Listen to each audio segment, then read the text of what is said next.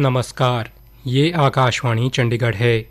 अब आप चंदन शर्मा से प्रादेशिक समाचार सुनिए।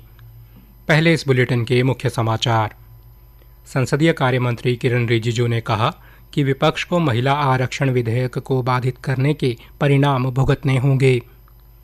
केंद्र सरकार ने कहा, पश्चिम एशिया संकट से उत्पन्न व्यवधानों के बावजूद देश में घरेलू एलपीजी आपूर्ति स्थिर। हरियाणा उच्च अधिकार क्रय समिति ने हरियाणा बिजली वितरण निगम को ट्रांसफार्मरों के लिए गैस सर्किट ब्रेकर की खरीद को अनुमति प्रदान की। हरियाणा राज्य निर्वाचन आयुक्त देवेंद्र सिंह कल्याण ने सामान्य पुलिस एवं व्यय पर्यवेक्षकों के साथ चुनाव तैयारियों की समीक्षा की। कानून व्यवस्था पर सतत निगरानी रखने के निर्देश दिए। और फरीदाबाद के नंगला इलाके में कई झुग्गियां आग की चपेट में आईं। प्रभावित परिवारों को राहत शिविरों में भेजा गया। अब समाचार विस्तार से। संसदीय कार्य मंत्री किरेन रिजिजू ने आज कहा कि महिला आरक्षण विधेयक को बाधित करने के परिणाम विपक्ष को भुगतने होंगे।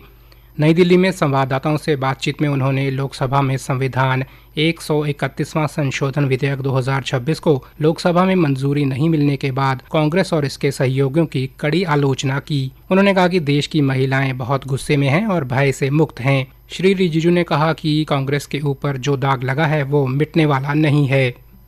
महिलाओं के सामने में हम लोग ये बता रहे हैं अभी कि आगे मोदी जी के नेतृत्व में महिलाओं के लिए हमारा सरकार एनडीए काम करते रहेंगे, लेकिन जिन्होंने महिला आरक्षण बिल को गिराया उनको भी सजा मिलना चाहिए और ये काला दाग कांग्रेस के ऊपर लगा है, ये जीवन भर साफ होने वाला नहीं है।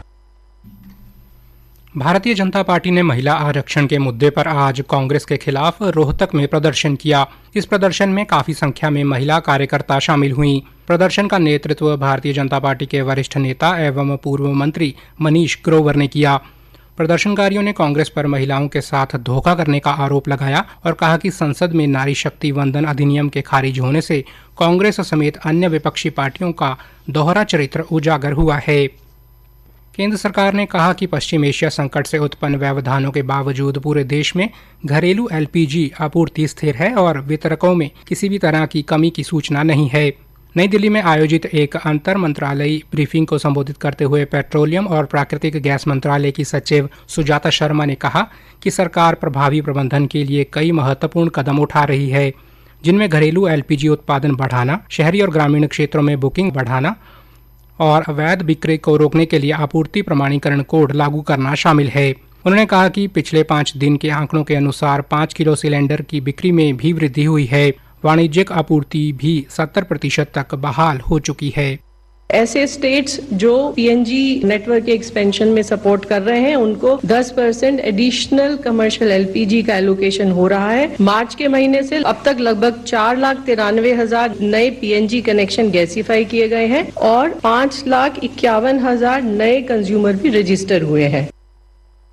हरियाणा के मुख्यमंत्री नायब सिंह सैनी की अध्यक्षता में आज उच्च अधिकार क्रय समिति की बैठक में हरियाणा बिजली वितरण निगम के 220 केवी के ट्रांसफार्मरों के लिए SF6 गैस सर्किट ब्रेकर की खरीद को अनुमति प्रदान की गई। इन ट्रांसफार्मरों के लिए 9,18,40,000 रुपए की लागत से 41 गैस सर्किट ब्रेकर खरीदे जाएंगे। बैठक में हिसार में एकीकृत निर्माण क्लस्टर में मूलभूत ढांचा विकसित करने व नए शहरों के लिए कार्यक्रम प्रबंधक के तौर पर काम करने हेतु सलाहकार की नियुक्ति को भी स्वीकृति प्रदान की गई। इस प्रकार हिसार में बनने वाले निर्माण हब पर कार्य आरंभ हो जाएगा। सलाहकार लगातार 3 साल तक इन हब के लिए कार्य करने के साथ ही पूर्ण निगरानी करेंगे। प्रादेशिक समाचार आकाशवाणी चंडीगढ़ से प्रसारित किए जा रहे हैं। हमारे बुलेटिनों और ताज़ा समाचारों के लिए आप हमारी वेबसाइट newsonair.gov.in पर लॉगिन कर सकते हैं। ये समाचार हमारे यूट्यूब चैनल और x handle Akashvani news Chandigarh पर भी उपलब्ध हैं। हरियाणा राज्य निर्वाचन आयुक्त देवेंद्र सिंह कल्याण ने आज पंचकूला में आयोग कार्यालय में सामान्य पुलिस एवं व्यय पर्यवेक्षकों के साथ चुनाव तैयारियों की समीक्षा की। उन्होंने निर्देश दिए कि पर्यवेक्षक अपने अपने क्षेत्रों में कानून व्यवस्था पर सतत निगरानी रखें और संवेदनशील एवं अति संवेदनशील मतदान केंद्रों का दौरा कर सुरक्षा व्यवस्थाओं की समीक्षा करें। श्री कल्याण ने कहा कि मतदाताओं को प्रभावित करने के उद्देश्य से नकदी, शराब, कपड़े और अन्य प्रलोभनों का वितरण पर भी सख्त नजर रखी जाए ताकि नगर निकाय एवं पंचायती राज संस्थाओं के चुनाव स्वतंत्र, निष्पक्ष, पारदर्शी और शांतिपूर्ण ढंग से संपन्न हों।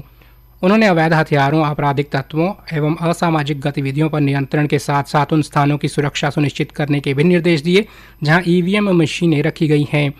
निर्वाचन आयुक्त ने कहा कि पर्यवेक्षक जिला प्रशासन की तैयारियों का निरंतर आकलन करें। बैठक में यह भी निर्देश दिए गए कि मतदान कर्मियों और ईवीएम की रैंडमाइजेशन प्रक्रिया पर्यवेक्षकों की उपस्थिति में ही की जाएगी। उन्होंने स्पष्ट किया कि पर्यवेक्षक चुनाव प्रक्रिया पूर्ण होने तक अपने कार्यस्थल पर तैनात रहेंगे। फरीदाबाद के नंगला इलाके में आज सुबह कई झुग्गियां आग की चपेट में आ गई। स्थानीय लोगों के अनुसार आग इतनी तेजी से फैली कि लोगों को सामान संभालने तक का मौका नहीं मिला।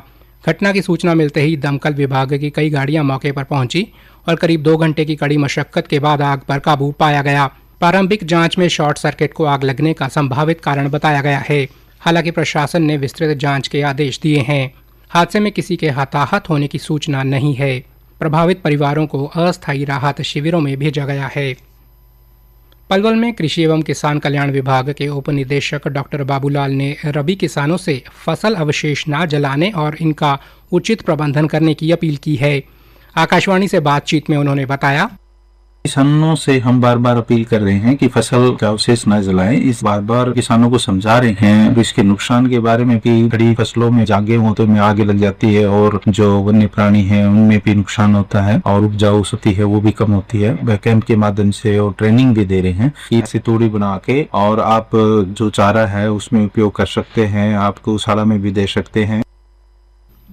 उन्होंने कहा कि किसान पराली को जलाने के स्थान पर happy seeder, super SMS, mulcher, rotavator जैसे आधुनिक मशीनों का उपयोग कर उसे मिट्टी में मिलाएं या चारे अथवा जैव ईंधन के रूप में प्रयोग करें।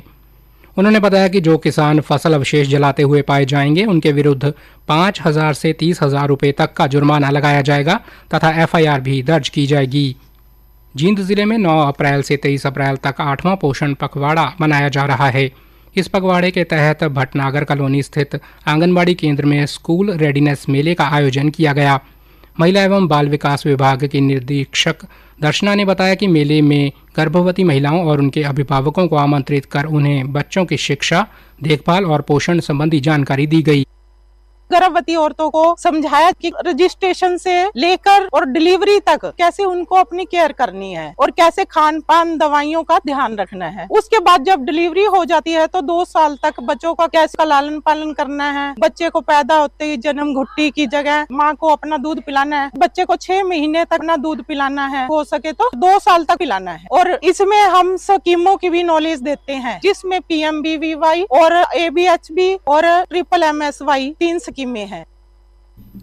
कैथल की उपायुक्ता पराजिता ने जिले में किशोरियों को सर्वाइकल कैंसर से बचाने के उद्देश्य से चलाए जा रहे ह्यूमन पैपिलोमा वायरस टीकाकरण HPV अभियान में तेजी लाने के निर्देश दिए हैं। आज इस अभियान की प्रगति को लेकर जिला कार्य बल की बैठक में उन्होंने संबंधित अधिकारियों को इस बारे आमजन को जागरूक करने और अपनी कारगुजारी में सुधार लाने को कहा। उन्होंने स्कूलों में PTM आयोजित कर अभिभावकों को वैक्सीन के महत्व के बारे में जागरूक करने की हिदायत भी दी। पलवल के उपायुक्त डॉक्टर हरीश कुमार वशिष्ठ ने आज जिलावासियों से स्वयं अभियान में बढ़ चढ़कर भागीदारी करने का आह्वान किया।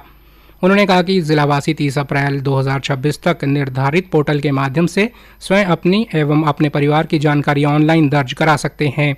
इसके लिए मोबाइल नंबर से पंजीकरण करना जरूरी है। उन्होंने बताया कि नागरिक स्वयं गणना के लिए 16 भाषाओं में से अपनी पसंद की भाषा चुन सकते हैं। उन्हें कुल 33 सवालों के जवाब देने होंगे। अंत में मुख्य समाचार एक बार फिर से। संसदीय कार्य मंत्री किरण रिजिजू ने कहा कि विपक्ष को महिला आरक्षण विधेयक को बाधित करने के परिणाम भुगतने होंगे। केंद्र सरकार ने कहा, पश्चिम एशिया संकट से उत्पन्न व्यवधानों के बावजूद देश में घरेलू LPG आपूर्ति स्थिर।